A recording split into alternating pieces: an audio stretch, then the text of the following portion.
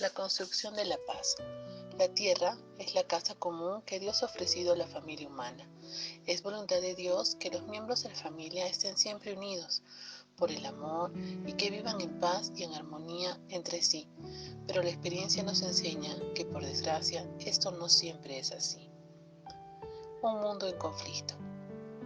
Vivimos en un mundo en el que la paz está constantemente amenazada. Y no solo eso, en muchos lugares del planeta la paz no existe, porque ha sido eliminada por la crueldad de las guerras y la violencia armada. Hay guerras que acaparan la portada de los periódicos y son noticia constante en la televisión, como por ejemplo las guerras en Irak, en Siria, Palestina, israelí, entre otras. Otras, en cambio, se desarrollan sin tanto eco en los medios de comunicación y sin embargo suponen también masacres y atrocidades horribles. Por ejemplo, las que se provocan en Colombia, los conflictos entre gobierno, la guerrilla, los paramilitares, o un mejor ejemplo, la que se vivió en nuestra patria durante los años del terrorismo de Sendero Luminoso.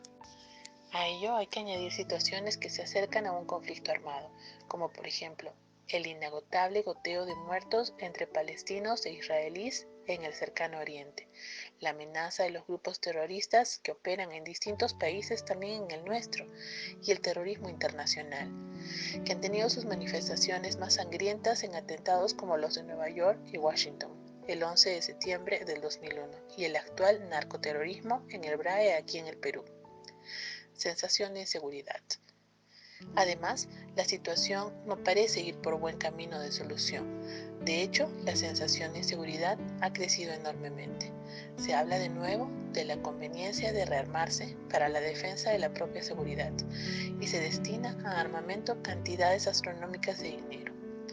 Las naciones ricas siguen vendiendo armas a los países desangrados por guerras interminables. Se ha eliminado el papel mediador de la ONU en el caso de conflictos armados. Se han pasado por alto principios éticos tan primarios como el respeto a los derechos humanos de los prisioneros que intentan poner algo de humanidad en las situaciones de conflicto armado. Causas de las guerras y de la violencia armada. Ante todo, hay que hacer notar algo que puede sorprender. El ser humano es el único ser vivo que mata a sus semejantes sin que se den necesidades de supervivencia que lo empujen a ello. De hecho, el relato de Caín y Abel que nos narra la Biblia nos recuerda que la violencia contra los demás acompaña el camino de la humanidad desde sus inicios y es uno de los frutos amargos de su corazón herido por el pecado. No es fácil explicar esta realidad.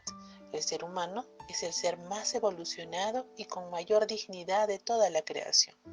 La causa de esta violencia hay que ponerla en último término en la libertad, de la que Dios nos ha dado. La libertad bien utilizada nos realiza como personas porque nos aleja del puro instinto en nuestros comportamientos. Pero la libertad mal utilizada abre las puertas a acciones que no corresponden a la auténtica dignidad humana, como es el caso de la violencia ejercida contra la vida del prójimo. Pero si de esa razón más profunda pasamos a las causas concretas que nos llevan a la guerra, a la violencia armada, hemos de citar las siguientes. Los diferentes tipos de imperialismo, es decir, de afán de dominio de unos países sobre otros. Esta actitud provoca con frecuencia la reacción de los países que legítimamente no quieren verse sometidos al arbitrio de otros. Los intereses económicos, que enfrentan a distintos grupos para la consecución de posiciones de privilegio, sobre todo en campos de gran incidencia, como el de la energía petrolífera.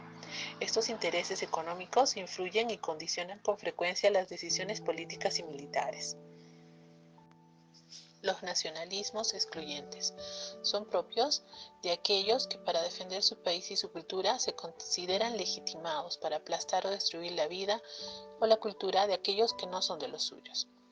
Las situaciones infrahumanas, tanto económicas como políticas, en las que se ven obligadas a vivir poblaciones enteras, que luego llevan a la insurrección violenta, a las guerrillas. El fanatismo religioso, que contiene también en sí mismo la semilla de la violencia, unido a otros factores, han sido el origen de muchos de los conflictos que en el pasado ha azotado Europa durante largos periodos. La postura cristiana ante la guerra. Jesús rechaza totalmente la violencia. La enseñanza de Jesús no se reduce solo a las palabras, sino su vida y su muerte no dejan lugar para la violencia. Jesús muere perdonando a los mismos que le están quitando la vida. Lucas 23:34. Ante el ejemplo y las palabras de Jesús, no es tan de extrañar que los primeros cristianos rechazaron toda violencia contra los demás. De hecho, muchos de ellos tomaron posturas consecuentes con el principio, negándose, por ejemplo, a alistarse en el ejército romano y sobre todo a participar en la guerra, lo que significó la muerte violenta para algunos de ellos. Los papas y la guerra. Por lo que respecta a los papas, hay que reconocer que desde hace más de un siglo y medio se colocan en abierta oposición a la guerra. Claro ejemplo de Pío IX, León XIII, Benedicto XV, Pío XII, San Juan XXIII. El Papa Francisco nos dice: nunca más la guerra es una locura, les pido de corazón detengan la guerra, piensen en los niños.